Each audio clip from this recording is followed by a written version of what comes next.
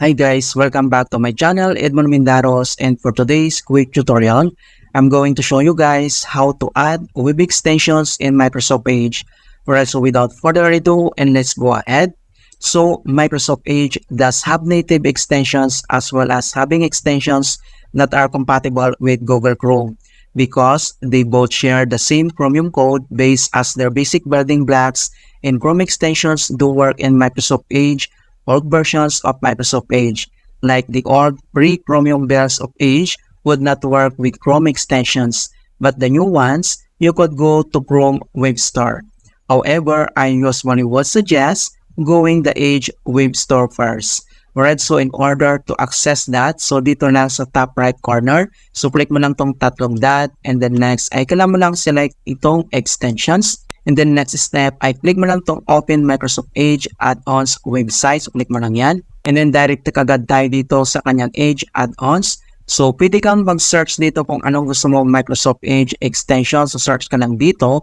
Otherwise ay pwede kang mag-select dito sa kanyang mga recommended extensions. Alright, so pick lang tayo ng isa. So click mo lang ito.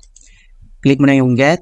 And then next ay kailangan mo lang i-select tong Add Extensions. And then wait natin ito na ma-install. And then ito na siya, alright? So, na-install na siya. Kung gusto mo naman itong i-remove, so very simple lang naman. Click mo lang tong tatlong dot. And then click mo lang tong extensions. And then click mo lang tong manage extensions. So, click mo lang yan. And then ito na siya. So, nandito na yung mga installed extension natin. Kung gusto mong i-remove, click mo lang tong remove, alright? And then next, dito sa Microsoft Edge ay pwede kang mag-search dito yung Chrome Web Store, alright? So, dito lang sa searching address bar, ay search mo lang yung Chrome Web Store, and then click mo lang ito. And then next, ay click mo lang tong Chrome Web Store.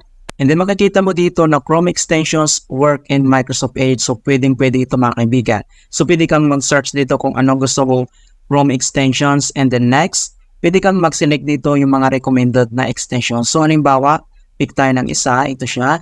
And then click mo lang tong get. And then next, click mo lang tong add extensions. And then wait natin. Alright, so nandito na siya. So Google Translate has been added to Microsoft Edge. Ayan, so ganun lang po kasimple mga kaibigan kung paano tayo mag-add ng web extensions in Microsoft Edge. So please don't forget to like this video, subscribe to my channel for more quality content. Thank you guys, and see you in my next tutorial.